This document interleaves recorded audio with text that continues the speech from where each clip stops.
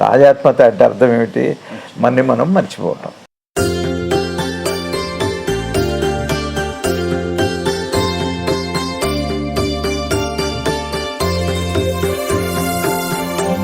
భక్తిలో తాదాత్మ్యత తాను కాసేపు పరమాత్మ అవుతాడు కాబట్టి అంత ఆనందమయ స్థితి.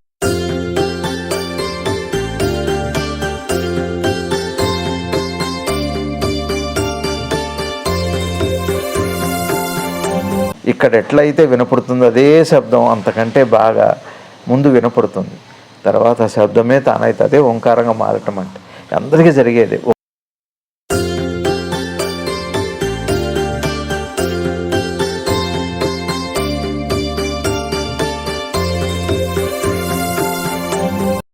మనసుకి ఇబ్బంది పడే లక్షణం ఉన్నంతకాలం నువ్వు ఎక్కడికి పోయినా ఇబ్బంది పడుతూనే ఉంటావు. మనసులో ఇబ్బంది పడే లక్షణం పోయిన తర్వాత నువ్వు ఎక్కడున్నా నీకు ఇబ్బంది లేదు.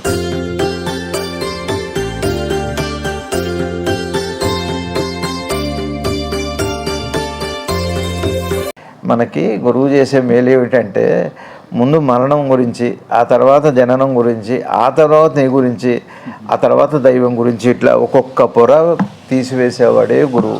అట్లాంటి గురువునే సద్గురువు అన్నారు.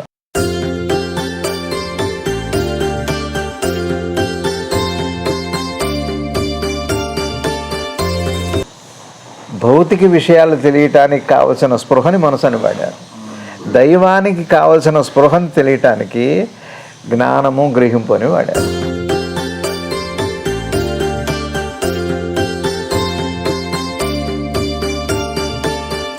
స్వామి నమస్తే. నమస్తే స్వామి. శ్రీ రమణ భగవాన్ వారి వద్దకు వచ్చి ఒక భక్తుడు అడుగుతున్నాడు, దేహాన్ని వదులుచుకోవడానికి శూన్యంలో విలీనం చేయవచ్చా? ఆత్మ దేహంతో తప్పుగా కల్పించుకునే తాదాత్మ్యం వల్ల ఎలాంటి చావు మేలు వంటి చర్చలు కారణమవుతాయి. నీవు అసలు దేహానివా?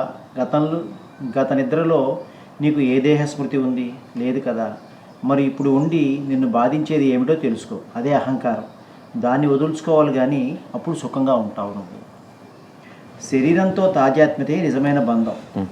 ఆత్మజునికి చావు లేదు. దేహం ఉన్నా పోయినా అతనికి ఒక్కటే. అతని భేదాన్ని చూడడు. రొంటిలో ఏది మేలు అని తక్కించడు. ఆత్మను తెలుసుకోవాలి.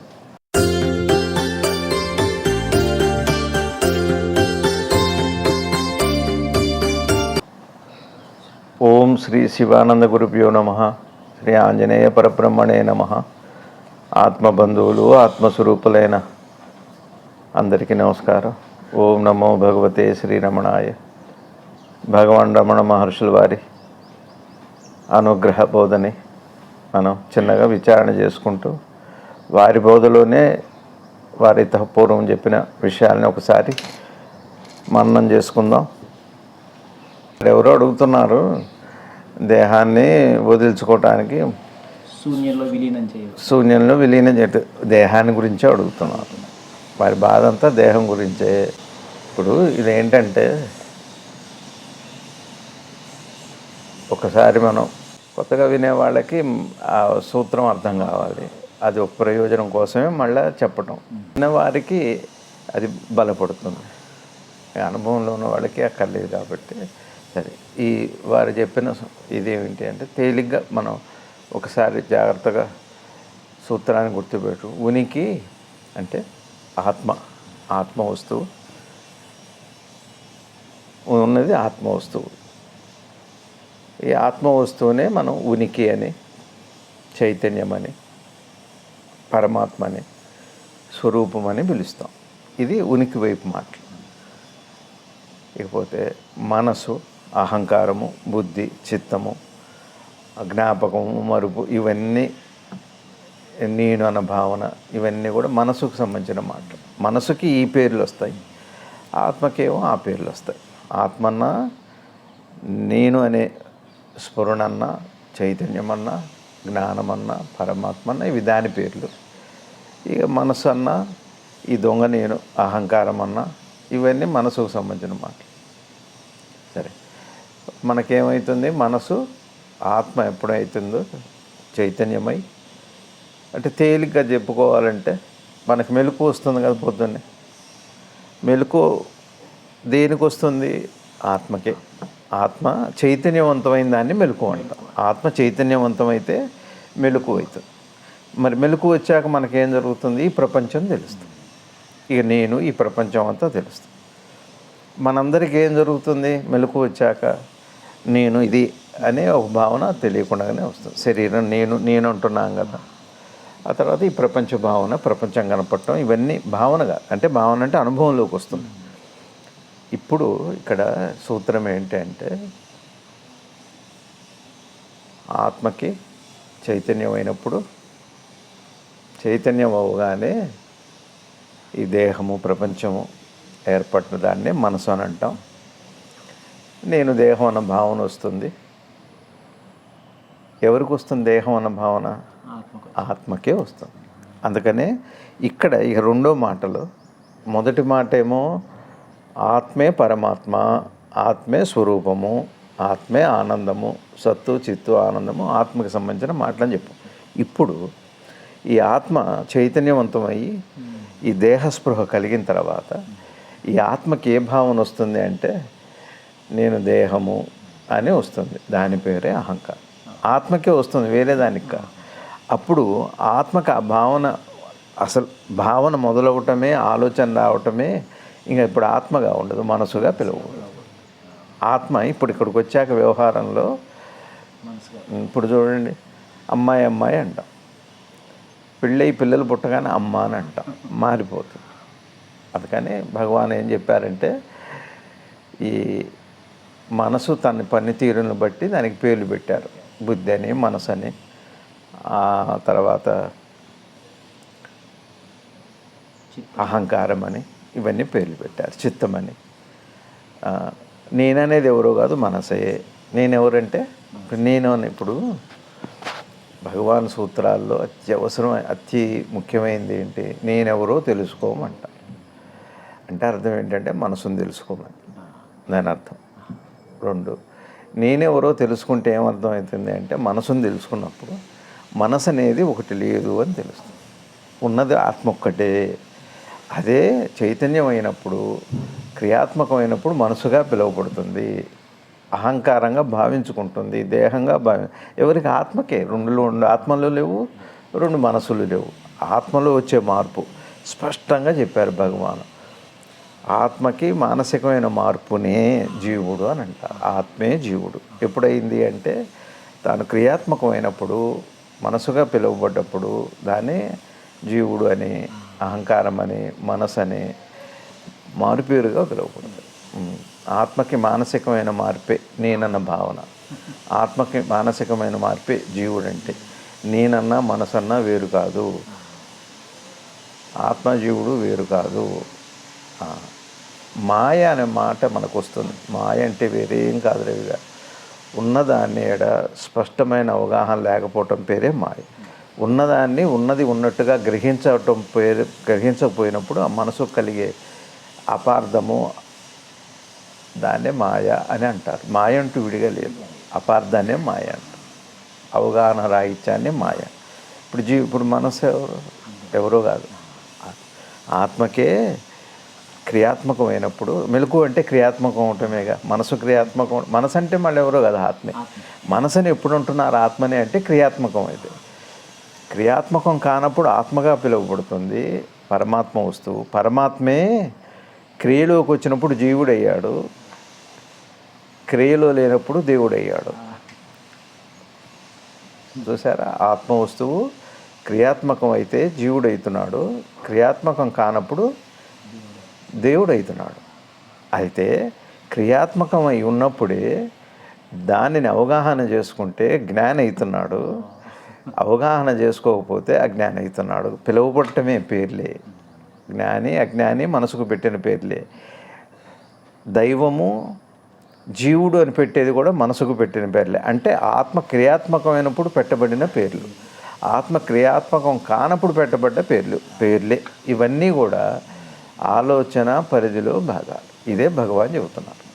ఇప్పుడు వీరికి ఇప్పుడు మనకేమైంది? నాకు మెలకువగానే నేను రమణని అయిపోయా, నాకు మెలకువ రాగానే నేను దేహం అయిపోయా, మెలకువ రాగానే నేను జీవుని అయిపోయా, నేను మెలకువ రాగానే అంత విభజన అంతా వచ్చింది, అయింది కదా.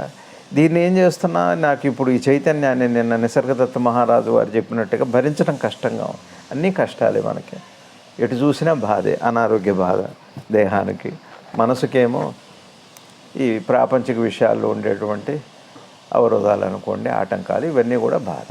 మనసుకు ఆ రకమైన బాధ, మనసుకి ఏమో దుఃఖము, శరీరానికి ఏమో బాధ కదా. పెయిన్ ప్లెజర్ అంటాం. ప్లెజర్ ఏమో మనసుకి, పెయిన్ ఏమో దేహానికి. మనసుకు నొప్పి ఉండదుగా కదా, దేహానికి నొప్పి ఉంటుంది, మనసుకేమో సుఖం సంతోషం ఉంది. అందుకని ఇవన్నీ కూడా ఎప్పుడు వస్తున్నాయి? మెలకు వచ్చినప్పుడు వస్తున్నాయి. మెలకు వచ్చినప్పుడు కూడా ఎందుకు వస్తున్నాయి? దేహంతో సంబంధంలో వచ్చినప్పుడు వస్తున్నాయి.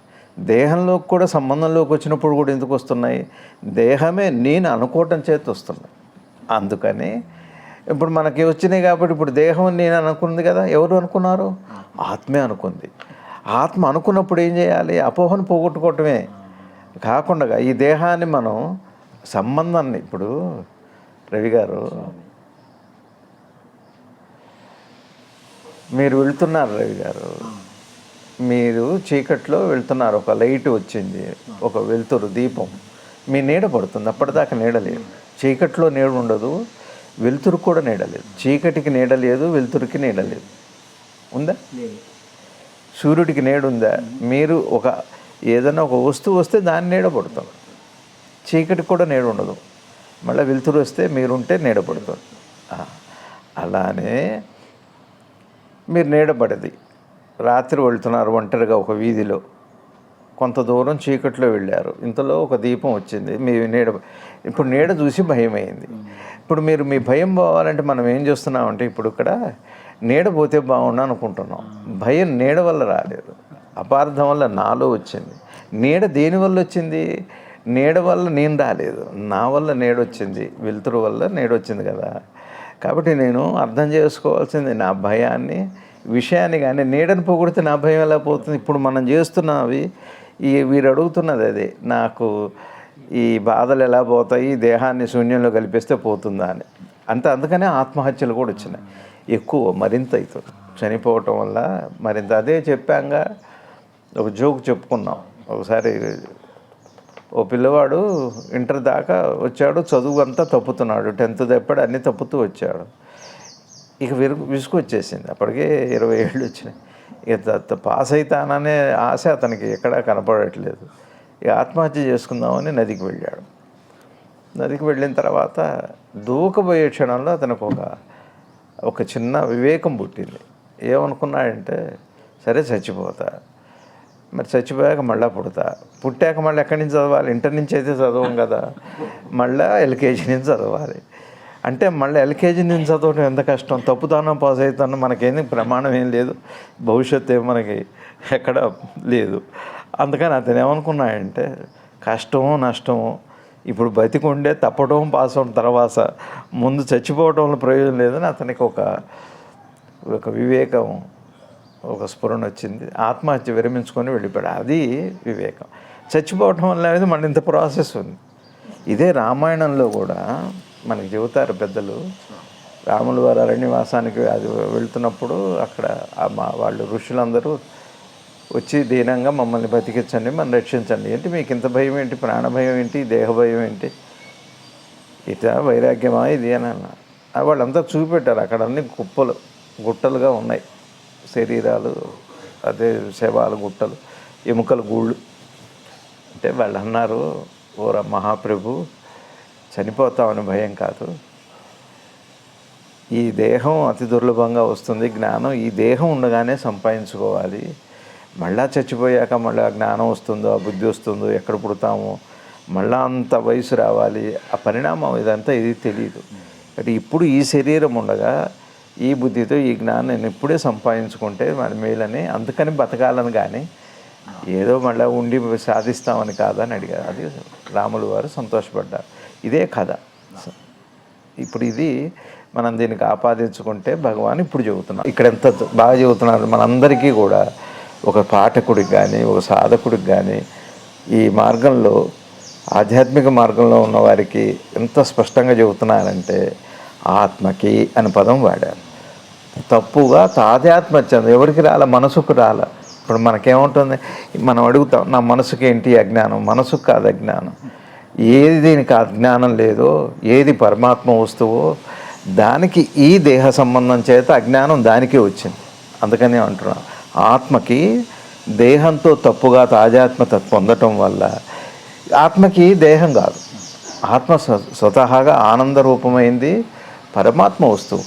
ఆ వస్తువు దీంతో సంబంధం చేత, సంపర్కం చేత, అదే చెబుతారు కదా మనకి పెద్దలు, ఒక పచ్చీస్ ఆడేటప్పుడు అదేదో చచ్చిపోతే ఆటల్లో కూడా తాను చచ్చిపోయినంత బాధపడుతున్నాం. తాజాత్మత అంత బాధ. అందాకెందుకు, మనం ఒక సినిమా చూస్తుంటాం, ఆ సినిమాలో అలా లీనమైపోయినప్పుడు మన చుట్టూ 1000 మంది ఉన్నారు, సినిమా హాల్లో 3000 మంది.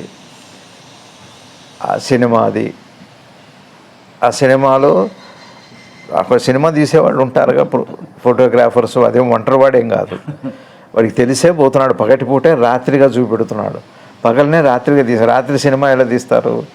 ఒకవేళ తీసినా వాళ్ళు ఉంటారు, లైట్లు ఉంటాయి, భయపడటానికే ఉంటుంది. కానీ మనకి సినిమాలో దృశ్యం ఎలా ఉంది, ఒక కిరికారణ్యం, చీకటి, అడవిలో వెళ్తున్నాడు, చాలా నిర్మానుష్యంగా ఉంది. ఎక్కడో దూరంగా నక్కల అరుపులు, ఎక్కడో ఒక నీడ, ఒక దయ్యంలాగా కనపడుతుంది. భయం పడుతుంది. ఎవరు భయపడుతున్నట్టుగా ఆ నటి చూపెడుతున్నారు, ఆ హీరోనో హీరోయిన్నో. భయం నిజంగా వాళ్ళకు ఉంచిందో లేదో తెలియదు, మనకైతే భయం. అసలు మనం ఒంటరిగా మనం అడవిలో ఉన్నామా? లేవు, జనారణ్యంలో ఉన్నాం. నా పక్కన నా భార్య పిల్లలు ఉన్నారు, వెనక స్నేహితులు ఉన్నారు, చుట్టూ 1000 మంది ఉన్నారు. అయినా నేను ఒంటరిగా అయినట్టు, ఒంటరిగా ఉండి భయపడను, దయ్యం ఉంచినట్టు అసలు నేను అంత భయపడిపోతా. ఎందువల్ల? తాజాత్మత. అట్లానే నా తాజాత్మత భయంగా, నిజంగా నేను అడవిలోనూ లేను, అక్కడ దయ్యము లేదు, భయపడి, ఆ చీకటి కాదు, రాత్రి కాదు. మీరు మధ్యాహ్నం మార్నింగ్ షో చూస్తున్నారు, పొద్దుపూట 11 AM షో. అర్ధరాత్రి అనుకొని ఫస్ట్ అర్ధరాత్రి అయింది, అడవి అయింది, మీరు ఒంటరి వాళ్ళు అయ్యారు. ఇంత ఎక్కడ కల్పించబడది? తాజాత్మత అంటే మిమ్మల్ని మీరు మర్చిపోవటం వల్ల. చూడండి, తాజాత్మత అంటే అర్థం ఏమిటి? మనం మర్చిపోవటం. నేను ఆత్మనే అన్న విషయం, నేను పరమాత్మని అన్న విషయం మరుగున పట్టడం వల్ల, గ్రహించకపోవటం వల్ల, దృష్టి పెట్టకపోవటం వల్ల వచ్చిన భయం కదూ. అవునా కాదు? ఒకసారి భయపడి ఉలిక్కి పడితే ఒకసారి అప్పుడు భయం పోతుంది. కొంతమంది వెళ్ళిపోతారు, చోటు కళ్ళు మూసుకుంటారు. దయ్యం సినిమా రాగానే, ముందు ఆ సీన్ రాగానే కళ్ళు మూసుకుంటారు, చూడలేరు, లేదా సినిమా హాల్లో నుంచి వెళ్ళిపోతారు. అప్పుడు ఆ మధ్య ఏదో వచ్చింది, టెర్మినేటర్ అనే సినిమానో ఏదో, ఓ సినిమా అయితే ఒంటరిగా చూస్తే ₹1,00,000 ఎవరు ఒంటరిగా ఎందుకు చూస్తారు? అందరిలోనే చూడట్లేదు. చూసారు, తాజాత్మత అంటే ఏంటంటే ఉన్న విషయాన్ని మరుపు అనేది జరిగినప్పుడే తాజాత్మత అన్నమాట. అది ఆ లక్షణాలని వస్తుంది. నేను స్వరూపమైన పరమాత్మ స్వరూపమైన ఆత్మని, నేను దైవాన్ని నేను. కానీ దీంతో నాకు మెలకు రాగానే దీంతో సంబంధం వచ్చి నేను ఇది అనుకొని దీంతో ఒకటైపోయి, ఇందులో ఒకటైపోయి భయం వచ్చింది, బాధ వచ్చింది. ఇప్పుడు దీనికి పరిష్కారం ఏంటి చెప్పండి? ఇందాక స్టూడెంట్ లాగా ఇది భావాన్ని వదిలించుకోవాలి, తప్పు తాజాత్మతను పోగొట్టుకోవాలి. ఇప్పుడు నేను సినిమా హాల్లో ఉన్నా, రవి గారు, ఆ దయ్యాన్ని చూస్తున్నా, ఒంటరిగా ఉన్నా, అడవిలో ఉన్నా, నాకు భయం వచ్చింది. ఇప్పుడు ఆ భయం రావాలంటే సినిమా ఆపేయాలా, లేకపోతే ఆ దయ్యాన్ని పోగొట్టాలా? ఏం చేయాలి చెప్పండి భయం పోవాలంటే? నేను సినిమా చూస్తున్నాను స్పృహ, నేను సినిమా హాల్లో ఉన్నానన్న స్పృహ ఒక్కసారి నేను నన్ను చూసుకుంటే భయపోతాను. అట్లానే నా స్వరూపాన్ని చూస్తే సమస్త దుఃఖాలు అసలు ఏది ఉండదు రవి గారు. భయానికి తావులేని స్థితి తక్షణమే వస్తుంది అని చెబుతున్నారు భగవాన్. చావే లేదు అసలు. ఇప్పుడు చంపాలని చూస్తున్నాడు, ఇక్కడ చూడటం ఏంటి? చంపి నా బాధను పోగొట్టాలనుకుంటున్నాడు. ముందు చావటమే లేదురా. కాబట్టి ఒకటి చావటం లేదని తెలిసాక ఇక భయం ఎప్పటికి పోదుగా. మీకు అర్థమవుతుందా? చంపితే నా బాధలు పోతాయి, ఆత్మహత్య చేసుకునే వాళ్ళు ఏమనుకుంటున్నారు? చచ్చిపోతే నా బాధలు పోతాయి అనుకుంటున్నారు. కానీ నువ్వు చావట్లేదుగా, నీ బాధలు ఎప్పుడు కొనసాగుతాయి. మరి బాధలు ఎప్పుడు కొనసాగేటట్టయితే, చచ్చిపోయినా కూడా కొనసాగేటట్టయితే మరి ఏమిటంటే అసలు జననం కూడా లేదు అని తెలుసుకోవాలి. ఇప్పుడు మరణం కాదు. అట్లా ఒక్కొక్కటి వెళ్ళటమే జ్ఞానం. అది గురువు చేసే మేలు ఏమిటంటే, ముందు మరణం గురించి, ఆ తర్వాత జననం గురించి, ఆ తర్వాత నీ గురించి, ఆ తర్వాత దైవం గురించి, ఇట్లా ఒక్కొక్క పొర తీసివేసేవాడే గురువు. అట్లాంటి గురువునే సద్గురువు అన్నారు. ఇక్కడ మళ్ళీ భగవాన్ ఎట్లా విచారణ చేయాలో చెబుతున్నా. జ్ఞాని ఎట్లా విచారణ చేయాలో చెబుతారు. మరణం అయితే లేదు నీకు, కాబట్టి నువ్వు చచ్చిపోయినా నీకు ఈ బాధ తప్పదు. మరణం లేదు కదా, ఉంటావు కదా, నువ్వు ఉన్నప్పుడు ఈ బాధ మనసులో నుంచి పోలేదు కాబట్టి నువ్వు ఉన్నావు. అప్పుడు చాలామంది మనం ఇల్లు పెట్టి ఎక్కడో వెళ్ళి ధ్యానాలు చేసుకుందాం అనుకుంటాం. మనసు ఇదేగా, ఎక్కడికి పోయినా బాధలు అక్కడే ఉంటున్నాయి. పరిసరాలు పరిస్థితులు మారట్లేదు, మనసు మారట్లేదుగా, ఇవి మారుతున్నాయి. కానీ ఎక్కడికి పోయినా ఇదే మనసు కదా. అక్కడికి పోతే ఇంకో రకమైన బాధ వస్తుంది. ఏం రవి గారు, ఇంట్లో ఉంటే ఒక రకమైన ఇబ్బందులు, హోటల్కి వెళ్తే ఒక రకమైన ఇబ్బందులు, ఆశ్రమాలకు వెళ్తే ఒక రకమైన ఇబ్బందులు, ఎక్కడికి వెళ్తే అక్కడ ఉండే ఇబ్బందులు అక్కడ ఉంటాయి. మనసుకి ఇబ్బంది పడే లక్షణం ఉన్నంతకాలం నువ్వు ఎక్కడికి పోయినా ఇబ్బంది పడుతూనే ఉంటావు. మనసులో ఇబ్బంది పడే లక్షణం పోయిన తర్వాత నువ్వు ఎక్కడున్నా నీకు ఇబ్బంది లేదు. నీకు అది ఇల్లైనా, అరణ్యమైనా, క్షేత్రమైనా, అది మహాక్షేత్రమే, అది జ్ఞానమే అవుతుంది. కాబట్టి నువ్వు శరీరం అనుకొని దాన్ని చంపినా నువ్వు ఉంటావుగా. పోరి నువ్వున్నా నీకు బాధలు పోలేదు కదా, బాధ పోగొట్టుకో ఇప్పుడే, పోతే నీకు మరణం ఆ తర్వాత సంగతి అని చెబుతూ, ఇందాకెందుకు నీకు అందరు చావు దాకా ఎందుకు, ఎప్పుడో చచ్చిపోయి బాధలు పోగొడతానంటున్నావు కదా. అట్లా కాదు, రాత్రి నువ్వు నిద్రపోయావు, నీకేమైనా బాధలు ఉన్నాయా, మరి నీ దేహాన్ని ఏం చేసావు? అప్పుడు దేహం ఉంది, బాధలు అయితే ఎక్కడికి పోలేదు కదా. రాత్రి 6 గంటల్లో ఏం మన బాధలు ఎక్కడికి పోవు కదా, మనకున్న కష్టాలు అట్టనే ఉంటున్నాయి కదా. రాత్రి నిద్రలో ఏం జరిగింది ఒకసారి సూటిగా విచారణ చేయటం ఎలా చేయాలని చెబుతున్నారు. చూస్తే ఏముంది, దేహస్పృహ లేదు, బాధలు లేవు. అంటే ఆ ఆత్మ వస్తువు అంటే తాత్కాలికంగా మనసు సంబంధం అన్నిటినీ లేదు కాబట్టి బాధలు లేవు. లేకపోవటం వల్ల ఎంత బాధ అయితే లేదు అని తెలుసుకుంటే రవి గారు, ఇప్పుడు మనకు అప్పులు ఉన్నాయని భయపడుతున్నాం, బాధపడుతున్నాం, ఉన్నాయి అనుకొని బాధపడుతున్నాం, అసలు లేదని తెలిస్తే అట్లా. అది భగవాన్ చెబుతున్నారు, రాత్రి నిద్రలో నీకేమైంది. ఇప్పుడు నేను అహంకారం అంటే నేను ఈ దేహం అనుకోవటం, దేహం తాలూకా బాధలన్నీ నేను ఇదే సినిమాలో చూడండి ఎంత భయపడతాం. ముఖ్యంగా ఈ 3D సినిమాల్లో ఇంకా భయం. సినిమాల్లో ఏ సీన్ అయినా రవి గారు మనం అందులో ఒకటైపోతాం. వాళ్ళు ప్రేమించుకుంటే మనమే ప్రేమించినంత, వాళ్ళు విడిపోతున్నారంటే అసలు మనమే చక్కగా భార్య పిల్లలు అన్నీ ఉంటే కూడా ఎంత ఏడుస్తారో. ఎందుకు ఒక అత్తగారు తన కోడలు చచ్చేటి ఏడిపిస్తుంది, కానీ అక్కడికి వచ్చేటప్పటికి నిజంగా దాంతో ఆ బాధలు ఒకటైపోయి తాను ఏడుస్తుంది. ఇక్కడికి వచ్చేసరికి ఇట్లా ఉంటుంది. చిత్రం అండి, తాజాత్మ్యత ఎంత గొప్పది అంటే చిత్రం. అది భక్తిలో తాజాత్మ్యత, తాను కాసేపు పరమాత్మ అవుతాడు కాబట్టి అంత ఆనందమయ స్థితి. కాసేపు అయితేనే అట్లా ఉంటే, కాసేపు అయితే నువ్వు ఒంటరివి అయితేనే అంత భయం అయితే సినిమాలో, భావంలోనే ఒంటరివి అయితే అంత భయం అయితే, నిజంగా భావమే పోతే నువ్వు, నిన్ను భావం తుంటని చేసింది, ఒంటరిని చేసింది. ఒకవేళ భావమేమో అర్థమైతే, ఆ భావస్థితి ఏర్పడితే అసలు నీకు ఏమైనా దుఃఖం ఉంటుందా, అది ఇప్పుడే తెలుసుకో. అట్లానే భక్తిలో చూడండి, ఒకసారి ఆ పరమాత్మతో, ఆ కృష్ణ రామ ఏదో ఆ ఆంజనేయ ఆ వస్తువుతో తాజాత్మ్య చెందినప్పుడు, సినిమాలో నువ్వు ఒంటరివై దయ్యంతో ఎంత భయపడుతున్నావు, ఆ లక్షణాలు ఎట్టొస్తున్నాయో, భక్తి భావంలో పరమాత్మతో ఏకమైనప్పుడు కూడా అట్లాంటి లక్షణాలు వస్తున్నాయి. తాజాత్మతలో 2 ఉన్నాయి, అనుకూలత ప్రతికూలత, సుఖము దుఃఖము. ఇందాక చూడండి రవి గారు, సినిమాల్లో మాకు సీన్ చూపెడుతుంటారు. ఆయన ఊరిగా ఊహించుకో చూడు, నువ్వు అడుక్కుంటుంటావు, ఒంటరిగా ఉంటావు, బట్టలు ఉండవు, నీకెవరు చూడరు, పెట్టేవాడు ఉండడు అని అంటుంటప్పుడు అతను ఆ ఊహల్లోకి వెళ్ళిపోయి భయపడి నాకు వద్దు ఏముంది అవన్నీ అంటాడు. ఊహ నిజం కూడా కాదు, భావమే నిజం కూడా కానప్పుడు అంత భయపెడుతుంటే, ఒకవేళ నిజం కూడా భావమేమైతే ఆ స్థితిని గురువు ఇస్తాడండి. భావాన్ని నిజం చేస్తాడు, నిజాన్ని భావం చేస్తాడు. భావాతీత స్థితి, అభావ స్థితి తీసుకెళ్ళేవాడే గురువు అంటే. అట్లాంటి గురువే దొరకాలి మనకి.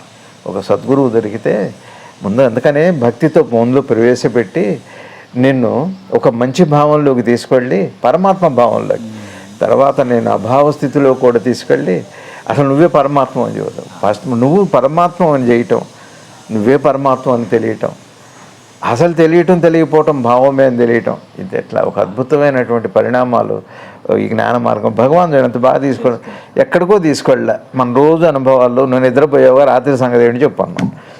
నువ్వు మరణం గురించా మనకు తెలియదు, ఉంటామో పోతామో తెలియదు, బాధలు ఉంటాయో అవన్నీ నిద్రలో సంగతి చెప్పు అంటే. అందుకని నిద్ర తాత్కాలిక మరణము, మరణం శాశ్వత నిద్ర, ఇవన్నీ మనం గుర్తు చేసుకోవాలి. ఒక చిన్న పేరా చదివేటప్పుడు అన్నీ భగవాన్ అన్నీ గుర్తు చేసుకుంటే చక్కగా ఆ సాధకుడు ఆ పేరా చదివేలోపు ఆ లైన్ అయ్యేలోపే వాడికి జ్ఞానం వస్తుంది. ఉంది అట్లాంటివి. అదే చూడండి, అభావస్థితి రావట్లే. అర్థం అవటము అంటే అభావస్థితి అని, అది అద్భుతమైన స్థితి అది. అందుకనే రవి గారు దేహభావన ధ్యానంలో ఏం జరుగుతుందంటే, ఎప్పుడైనా మీరు ఒంటరిగా ఒక గుహలోకి వెళ్ళారా రవి గారు? ఒక గుడిలోకి ఒంటరిగా ఎప్పుడైనా వెళ్ళారా? వెళ్ళారా? ఏమనిపిస్తుంది గుడిలోకి వెళ్ళేటప్పుడు? భయం కాక నిశ్శబ్దం. ఎట్లా ఉంటుంది ఆ నిశ్శబ్దం? ఇప్పుడు చూడండి, అది ఎంతమంది ఎప్పుడు అవి చూడండి నిశ్శబ్దం. మీకైంది అట్లా? ఒక గుళ్ళో, ఒక నరసింహస్వామి గుళ్ళో, గుహల్లో మీకైంది అట్లా? అయిందా? ఇదే రవి గారు చాలామందికి ఇవి ఎట్లా జరుగుతుందో, ఒకసారి శరీరం మర్చిపోయి లోపలికి వెళ్ళి ఆ మంత్రం కూడా ఆగిపోయి వెళ్తున్నారు. హృదయ గుహం అది, ఆ హృదయ గుహ అనాహతం. ఆ లోపలికి వెళ్తున్నప్పుడు రవి గారు ఇక్కడ ఎట్లయితే వినపడుతుందో అదే శబ్దం అంతకంటే బాగా ముందు వినపడుతుంది. తర్వాత ఆ శబ్దమే తానైతే అదే ఓంకారంగా మారటం. అంటే అందరికీ జరిగేది. ఒకటేమో బయట జరుగుతున్నవి, అయితే మనం బయట అని అంటాం, కానీ ముందు ఇప్పుడు ఫోన్ మోగితే చూడండి, ఎవరిదని చూస్తారు, అది వాళ్ళదే, నీదేరా అంటారు. ఎందుకు ఆ భ్రాంతి వచ్చింది? అది ఒక స్థూల వస్తువులు అట్లాంటి భ్రాంతి కలిగే లక్షణం. ఎప్పుడైతే ఈ దేహం దాటి మంత్రజపం ఏకాగ్రత వై లోపలికి వెళుతున్నప్పుడు అట్లాంటి శబ్దం వినప్పుడు అదే ఓంకారం. ఇంకా అదే శబ్దమే తానవుతాడు అక్కడ. అదైనప్పుడు రవి గారు అనుభూతి ఎట్లుంటుందంటే, అదే ఎవరికి వాడు అనుభవించాలి, అట్లా ఉంటుంది. అది భగవాను. అహంకారం అంటే ఏంటంటే ఇప్పుడు చెబుతుంది ఇంత, దీని అర్థం ఈ పేరాల్లో మనకేం చెబుతుంది? అహంకారం అంటే ఏదో కాదు, ఆత్మ వస్తువుకి దేహము అనే భావన వచ్చి ఈ భావాలని రావటం పేరే అహంకారం. నేనంటే అదే. నేను అంటే, నేను అనే మాటకు అర్థం ఏంటంటే, నేనంటే ఏదో కాదు, మనసే, దేహభావనే, దేహభావన, అహంకారము, నేను దేహం అనే భావన, నేను ఇదనే భావన పేరే అహంకారం అంట. అహంకారం ఏం చేస్తుందంటే అప్పుడున్న పరిస్థితులు తగ్గట్టుగా ఆ అనుభవాన్ని ఇస్తుంది అహంకారం అంటే. సినిమాలో ఆ దయ్యము ఒంటరిగా అడవిలో పోతున్నట్టు మనం అది అయిపోయాం. ఇప్పుడు ఆ హీరోయిన్ లేదు అక్కడ, మనమే ఉన్నాం. అది అహంకారం అంటే. ఇది వదిలిపెట్టి అది అయ్యాం కదా. అట్లానే అహంకారం అంటే నేను స్వతహాగా ఆత్మ వస్తువుని, కానీ ఇప్పుడు ఏమయ్యా, నేను ఈ రమణని అయిపోయా, ఈ దేహాన్ని అయిపోయా, నా రూపము, నా ఇది, దీంతో ఆ తాదాత్మ్యం చేయాలి. సినిమాలో నేను ఆ పాత్రను అయినట్టుగా ఇది ప్రేక్షకుడు పాత్ర అవుతాడు. ప్రేక్షకుడు ఏమవుతున్నాడు? పాత్రలో ఏకమైపోతాడు. ప్రేక్షకుడు పాత్రధారి అయిపోతాడు. ఇక్కడ కూడా ఆత్మ వస్తువైన పరమాత్మ వస్తువైన దానికి ఒకసారి ఈ పాత్ర దీని సినిమాలో జరుగుతూనే ఉన్నాయిగా. అది ఇవ్వట్లా, మనం అది అయిపోతున్నాం మనం. ఒకసారి తాజాత్మత లక్షణం. అది తాజాత్మత అంటే ఒకసారి దీని నుంచి అటు ఈ మన కాన్షియస్నెస్ అటుగా మారిపోవటం, మనసు అదిగా అవ్వటం. అట్లా అయితే అందుకనే చెబుతారు మన మామూలు మాటల్లో కూడా 6 నెలల్లో వాడు వీరు వారైతారు. అది భగవాన్ చెప్పింది. అహంకారానికి మంచి అర్థం చెప్పారు. ఎప్పుడైతే ఆ స్థితికి ఇది అర్థమైందో, నేను ఆత్మ వస్తువునే అని ఎవరికి తెలియాలి? మనసుకు కాదు. ఇప్పుడు మనందరికీ ఏమవుతుందంటే, వింటున్నాం, మంచి మాటలు వింటున్నాం, బోధలు జరుగుతున్నాయి, ప్రవచనాలు అన్నీ వింటున్నాం, మనసు వరకే అవుతుంది. ఎక్కడ దాకా వెళ్ళాలి అంటే అంతఃచేతనంలో ఆత్మ వస్తువే అనుకోవాలి. ఆ మనసును అర్థం చేసుకోవాల్సింది మళ్ళా ఆత్మయే మనసు అయింది కదా. అర్థం చేసుకోవాల్సింది కూడా మనసు నిలిపెట్టి ఆత్మకే. ఎట్లా అర్థమవుతుందండి అని అంటారు. ఎట్లా అర్థమవుతుందండి అట్లా? మరి మనసు పోయాక అర్థం అవటం సాధ్యమేనా? మనసు ఉంటేనేగా అర్థం అవ్వాలి. ఎట్లా అర్థమవుతుంది? బాగుంది.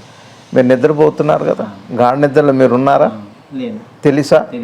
మరి శాంతిగా పట్టింది, మంచి ఆనందం పట్టింది అని దేనికి తెలిసింది? దానికి తెలుస్తుంది. అట్లా తెలుసుకునే ఒక లక్షణం ఒకటి ఉంది. అట్లా అత్యద్భుతమైన ఒకానొక పరిణామం మనసు అందుకనే సత్తు చిత్తు ఆనందము. ఆ సత్తుకే ఆ చిత్తు తను తాను తెలుసుకునే ఒక ప్రకాశం. ఇక మనసుతో పని లేదు. మనసు ఒక లక్షణం ఏమిటి అంటే రవి గారు, ఒకటే, మీరు నిద్రపోతున్నారు, మీకు దొంగలు వచ్చారని తెలియాలంటే ఏం కావాలి? మెలకుగా మెలకు అంటే ఈ దేహంతో సంబంధం వస్తే దొంగలు తెలుస్తారు కదా. అంతే. మరి మీ నిద్రలో శాంతి తెలియాలంటే దేహంతో ఈ మనసుతో పని లేదు, ఈ దేహంతో పని లేదు. అంతే. మీకు దైవం తెలియాలంటే ఈ దేహంతో పన్ను, ఈ మనసుతో పని లేదు. మీకు ఈ ప్రపంచంలో ఏది తెలియాలన్నా ఈ మనసుతో అంటే కాదు. ఇక్కడ మనసు అంటే అర్థం చేసుకో.